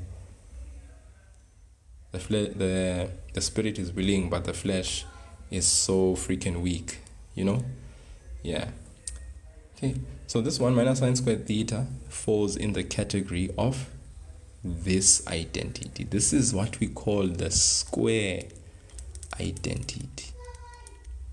And it's so important to know it, guys. So where is the 1? 1 minus sine squared theta, which is this, is equal to cos squared theta. So I have replaced the entire 1 minus sine squared theta, which is here, with what? With cos squared theta. Where does the cos squared theta come from? It comes from the square identity. So if you're asking me, where is this 1? What happened to the 1? The 1 minus sine squared x simply became replaced by the identity. Go back to the 3-part strategy that I've been talking about, guys. I've been saying you first simplify. Simplify here. All we've been doing here, okay, is we've been dealing with the addition of fractions. And that is the simplification strategy. Simplification strategy, simplification, all the way we've been dealing with simplification. Multiplying out with FOIL, that's simplification. Simplification, we get here. Then we're like, okay, simplification, no more simplification can be done. What is the second strategy? Factorization. Any factorization? No. What is the next strategy? Identity. Is there an identity that can be applied here in this particular fraction? Yes, it's this one. So then in the place of 1 minus sine squared theta, I replace cos squared theta. 1 minus sine squared x is cos squared x. Voila. So therefore, that's why By applying the last strategy, I win. I arrive at destination SA. Paradise. Heaven. Guys, any questions? I hope you guys are being clarified, man. I hope you guys are being clarified. I hope you're being clarified. The more clarified you are, the better. Okay. Alright. So this LCD thing, it's very important. Okay. Let's go back from the start. 1 over 1 minus sine x. There it is. Plus 1 over plus 1 over 1 plus sine x equal to 2 over 2 cos squared x. This is the left hand side. This is the right hand side. So we take the complicated side. What is the first strategy that we look at? We look at simplification. We have 2 fractions. So we can go ahead and add the 2 fractions. Okay. By finding the LCD. And guys, also a shortcut for the addition of fractions. You can do this. Multiply this guy with that. Take this and multiply with that. That means 1 times 1 plus sine x. There it is. 1. This applies for when there's 2 fractions, guys. If there's 3, you can't do this. Okay, you have to find the LCD. But if there's 2, multiply this with that. That will help you with this side. Multiply this with that. That will help you with this here that you get. Then 3, multiply this with that. Yes. 3. 1, this times that, that. This times that, that. This times that. Then you get that. So we are here. Right? Then you can add the like terms. Please don't forget that this is a monomial 1 term, this is a binomial. So that means you are going to take the 1 and distribute into the 2 terms. This times that, this is a monomial 1 term, this is a binomial 2 terms. You are going to take this and distribute inside the bracket. Remember, this sign tags along with what you distribute. Okay. Yeah. So let's not forget these things. When we don't forget these things, they will help us out. I like Tristan. Tristan Iyer says it's the butterfly method. I love it, guys. That butterfly method is always applied for 2 fractions. Please, if there's 3 fractions, then the LCD approach obviously is what we employ. All right. Then we add like terms. You see, that's still simplification. We FOIL. That's still simplification.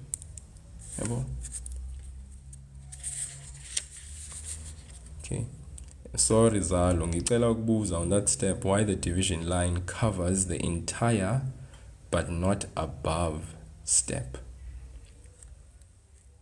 Covers the entire but not above step. Because remember, these are still 2 independent fractions. Okay.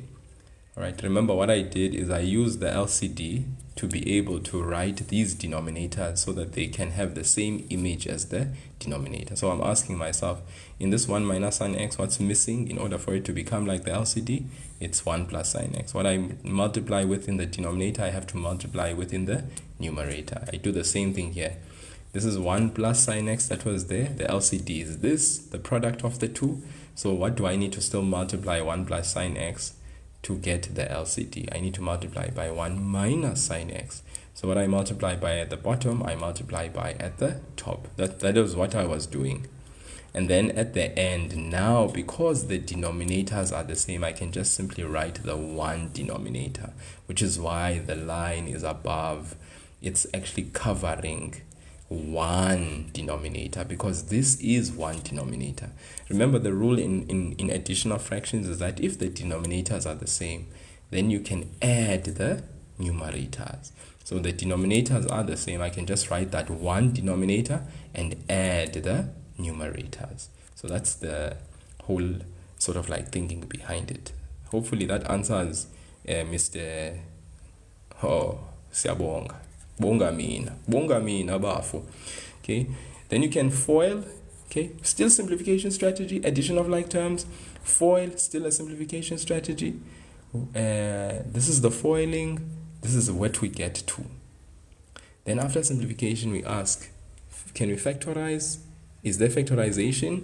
No. After factorization, we ask, is there an identity? Ooh, yes, this is speaking identity to me.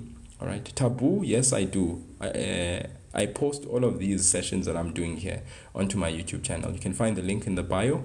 Please go and click on the link in my bio. The YouTube channel link though, not the WhatsApp channel, the YouTube channel link. Click the link, go on there, subscribe, and please my leader, be there. So this is the identity. Look at it. There it is. 1 minus sine squared x, 1 minus sine squared x obviously is the square identity.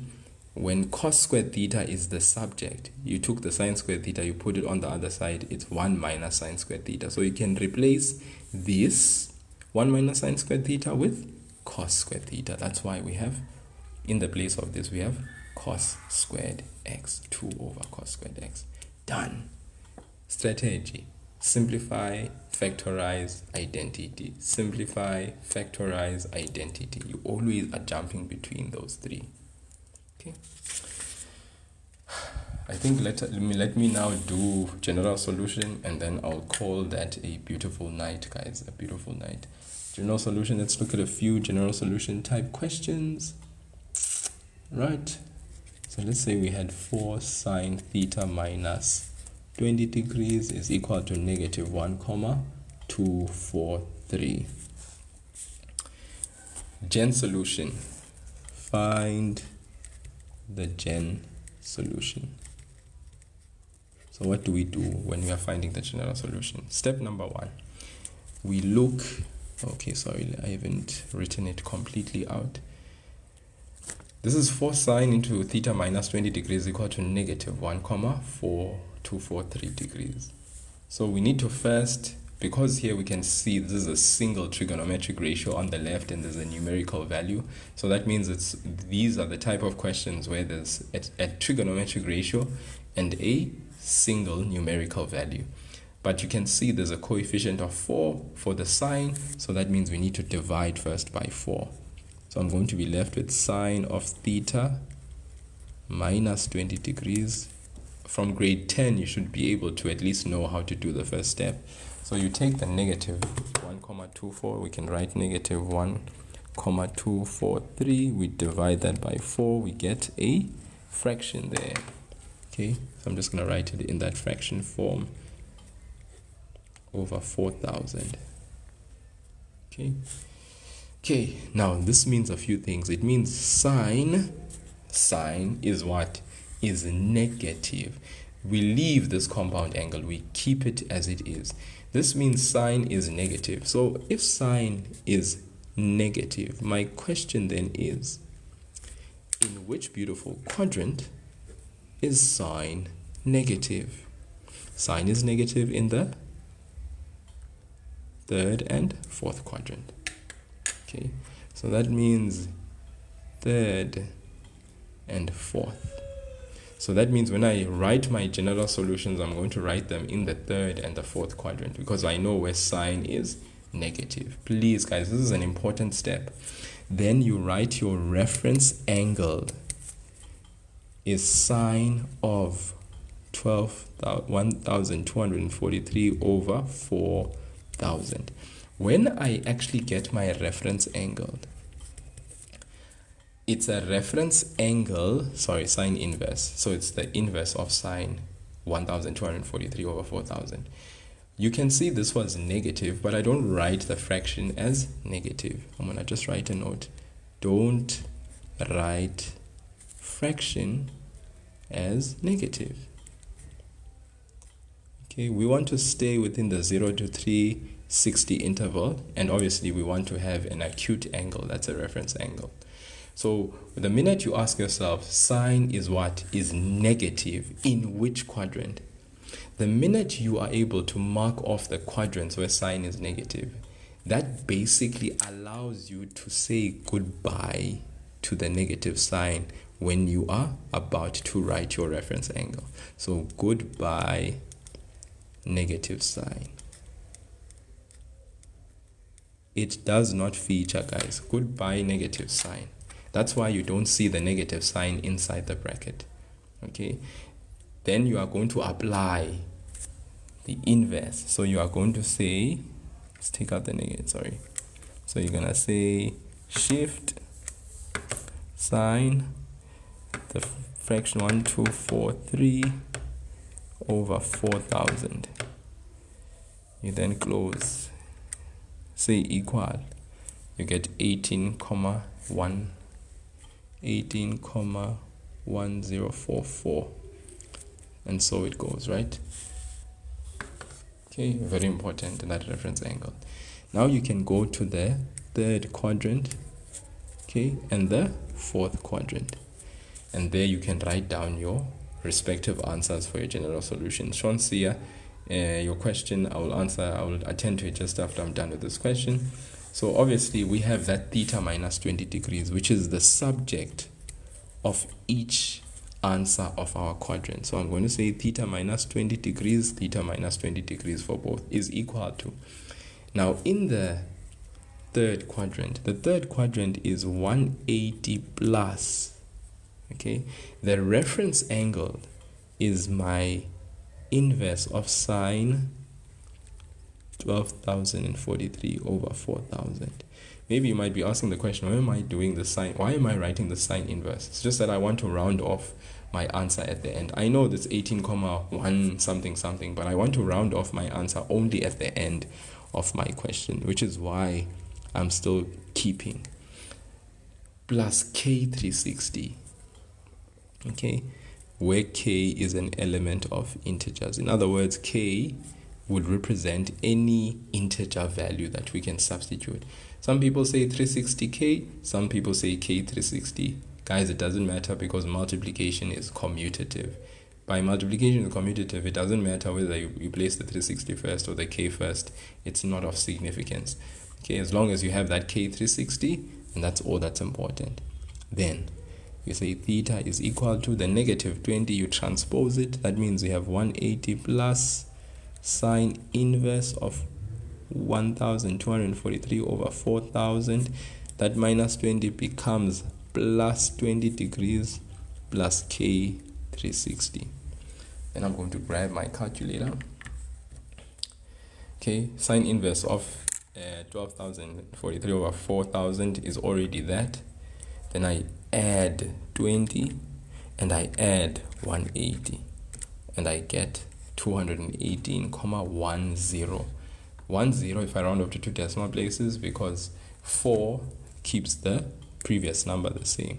So it's 1218,10 plus k360, where k is an element of integers. That is the general solution for my one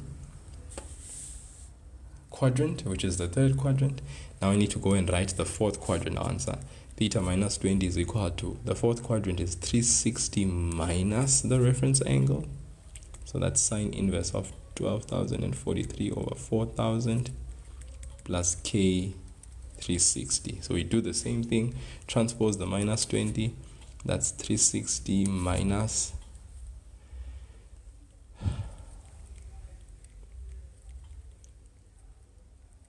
that's plus 20 degrees plus k360, right? Then I can go to my calculator and I can say inverse shift 1243,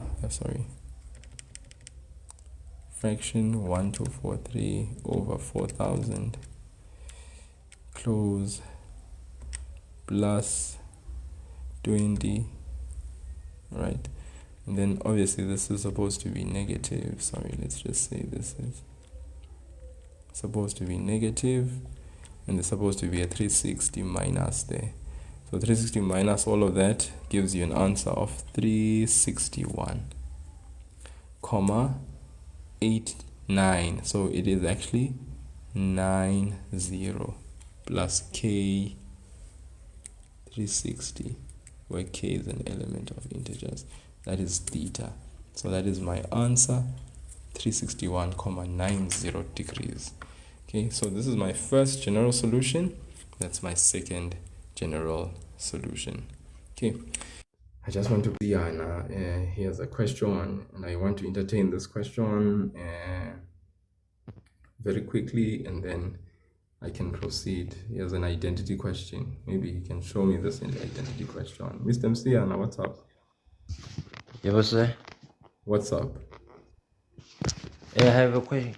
I have a question based on proof identities. Yeah, what's up? Do you It have says two. Can I say it now? Sure. It says 2 tan theta minus. Okay. Can you hear me? Yeah, 2 tan theta minus sine 2 theta. 2 tan theta minus sine 2 theta 2 theta over everything over is 2 sine squared theta is equals to tan theta.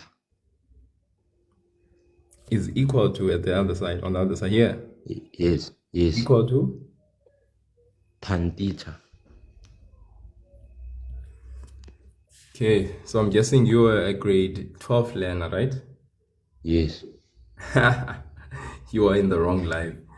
Yeah, if you Why would are you saying that? Yeah, if you would have joined me in the morning at 5 a.m., like I would be answering this question. It's just that like there's grade 11s here. Now doing this question, I'll definitely be doing a grade 12 question. Okay, even though I can see what needs to be done, but like I don't know. Are you an early riser? What time do you? I have a 5 a.m. session with the grade 12s, and what's 5. nice is that is I'll be doing exactly these types of questions because this morning I did double angles, and well, I did double angles this morning with them, just the basics. So now I'm actually gonna go into these complex problems, your simplification and your identities involving both compound and double angles. Okay, maybe I'll try to. Maybe I'm not sure because I'm not an Early riser, ne? But Yes. Chauncey Amos, this is not urgent for you, right? Are you just asking because you are watching the live and It's you because just have I'm this curious because like I tried the question and it gave me some problems. Oh, okay. So what I will do is that if it happens that you don't join the live, I'll be checking out for you because I'm going to do this question in that live session. If you're not in the live, I will then have to I'll do a special video. I'll give you a shout out. I'll do a special video for you, and I will post it in the morning onto my TikTok channel. Okay, that Yeah. thank you, sir. Sure, man. Thanks for checking out. Okay. Thank you. All right. Okay. All right. So that's just what you would call. Okay.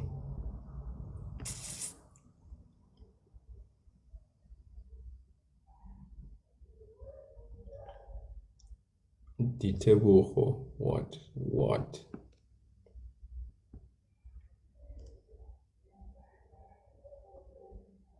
I thought Ditebucho was ready to sleep, for crying out loud. Now he's pulling out some requests.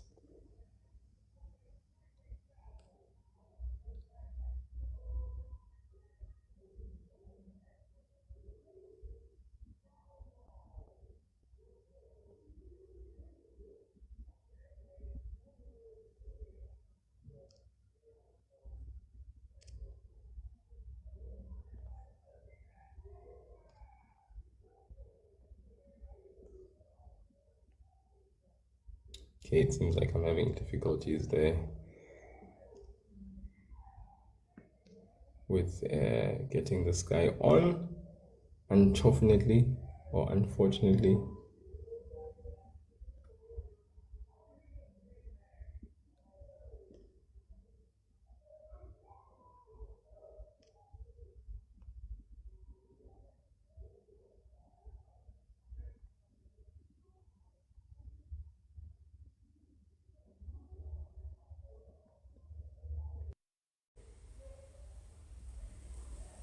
Okay.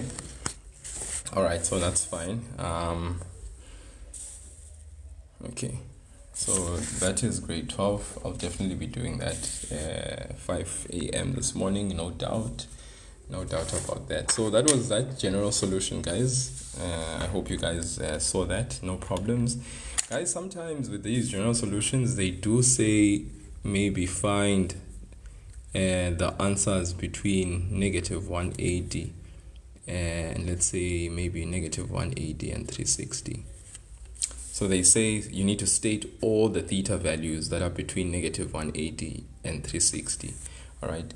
So when you have these general solutions and you have both of them, what's nice is that I usually like using, because remember, now what you can do is you can substitute various integers in the place of k, and then try and look for all the values that lie between negative 180 and 360. Now you could do that one by one, but that will be laborious. It will take such a long time. So what I love doing personally is I actually love using the function of the calculator. And what I do is I go to mode, you go to table, which is option number 3. Now you treat this f of x as if it's theta, all right? And then what you do is you type in the general solution that you have. So we have 218,10 plus. Now the k here, you are going to replace it with another letter, let's say the letter x. And then you're going to multiply that with 360, okay? So you use this function option to sort of like punch in the general solution. 218,10 times x times 360, okay? And then you say equal g of x. Now g of x will be your second general solution. So your second general solution was this one, 361. Okay, hopefully you can see it. 361,90 plus the k 360. So in other words, you're going to say alpha x, and then you're going to times it by 360 equal. Now where do we start? Now the thing is, guys, you will substitute -2, -3, -4, and all of those things. So what I usually do is I actually type in, let's say I'll say you check your -4, okay? So that's where you start, because it says start. So you start at -4, you can end at 5, that's fine. And every step will be 1, because integers, they are numbers that are positive and negative, and they increase and decrease by 1. So if I started at my k value, which is -4, all the way to 5, that means I am checking when I'm substituting -4, -3, -2, -1, 0, 1, 2, 3, 4, 5. Okay, and what I'm trying to find all the angles of theta that will fall in this interval. So at least if I'm starting with -4, I can get sort of like a rough idea. So the step will be 1, of course, and there you have it. Look at this. So now you just use this button, you go up, you check where -4 is. Do you see the answers that you have there? -1,221. This is for the first general solution, because that was f of x. So you have these answers: -1,221, -861,9, and you can see all of these answers none of them actually at the moment lie within this interval, okay? But it kind of gives me a picture, all right, of the sort of answers that I'm getting, you know, if I'm substituting some integers. Now the interval was -180 to 360. Look at this. So I have -141,9 when I substitute what? When I substitute -1. Okay, so there's -141,9. Okay, that's within this interval, -180. And there's 218, that's also within the interval, 218,1. Okay, but it seems like for f of x, the first general solution, that's about it. These are the two values, -141. So I'm going to write these. Theta is an element of, and I use curly brackets, -141,9, 218,10. Okay, is there any other value between -180 and 360? It seems like all the others are greater than 360, way greater in actual fact. So it is 218,10. and negative 141,9, I guess 90. That's from this general solution. So this column will give me the first general solution I put in. Okay, and there are no other values. Let's go to the other column, the g of x column, because that was the second general solution that I put in, which was 361,90. So that first column, look at it. Let's look at this.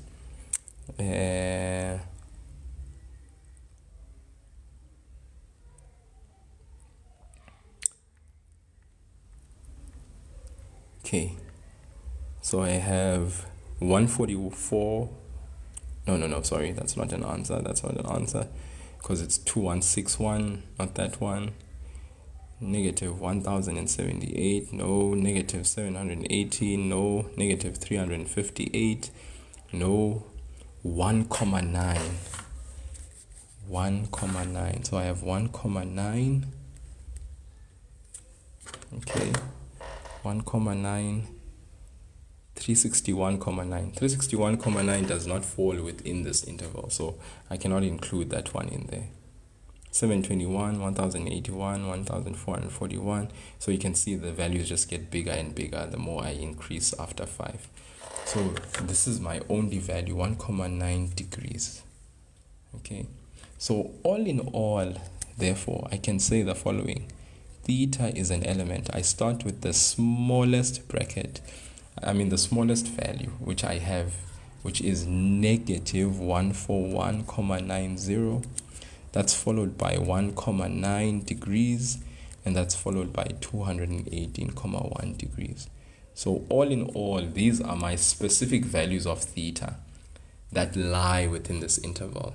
So getting your general solution is a very helpful thing, because we are able to generally get the solution for this particular trig equation. So these two general solutions, they are general, but then when I look at specific intervals, I get the specific values of theta that will satisfy this equation if they are putting this stipulated condition or this restrictive measure into place. Okay, good people. Obviously there's more, and there definitely would be more, but I'm going to have to hold it right there for today.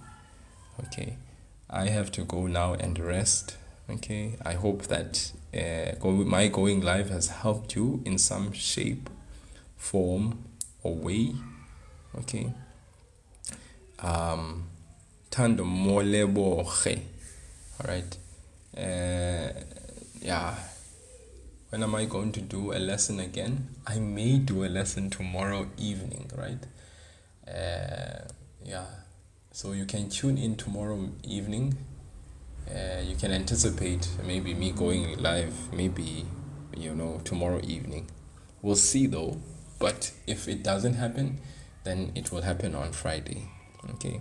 It's just that, like I said, with the schedule for the evening, it's a bit difficult.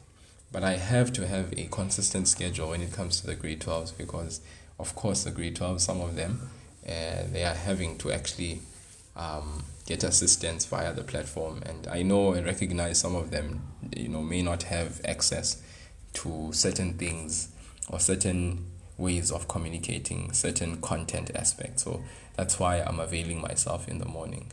It's very awkward even for me. Even the time of waking up is very awkward, but I make that sacrifice. So yeah, let's see. Hopefully you are following, you are doing the things, and then what I have done already, because I have done general solution in more depth in a previous session, so you can check out more of my general solution upload that I put on the YouTube channel, because there I actually went into other scenario types of general solution questions that can be asked, like your factorization types, where you have to change cos and sine on that. If there's cos and sine and you have to change it to the tan type, the co-function application of general solutions and equations and so forth. So guys, I'm gonna love and leave you now. You're welcome, Zianda. Thank you so much. That those are the kinds of things that actually make my heart swell and I rejoice a lot because at the end of the day, guys, I spare no cost. It's not like this is for me something that I'm getting money for. At the moment, this is me really just helping out and staying up to help you out because, yeah, some of you most probably learn best when you are on the online platform. If some of you were actually my students at school, you'd probably not have this fascination. I saw someone type and say, I wish we were my teacher at school. Trust me, you don't wish I was your teacher at school. It's better, or it's good to have a relationship that is of this nature where I'm just teaching you on the platform. You can join when you want at will, or you can choose not to join, or when you do join, you can actually probably perceive a whole lot more because I'm a total stranger to you. We tend to learn a lot from strangers. Have you ever sat down to speak to a total stranger about your life, and you share things that you would have never shared with anyone that's actually close to you, even at home, and you wonder why sometimes? Because sometimes it just helps to vent to a total stranger than it would to vent to someone that knows you and is familiar with you. So it's just like one of those things. So thank you so much, guys, for joining in. Thank you for the likes. 14.1k likes. It's quite a considerable amount. Thank you so much for that. And yeah, thank you for sharing the live. I see there's 42 people that shared, 42 shares for the live. I'm sure some of you were invaded with the live session, and you were not really looking to do any trigonometry, but you somehow found this channel the way that you did. Okay, guys, let me love and leave you. Thank you so much, and we'll see you again. Maths is a game. Let's continue to play it, guys.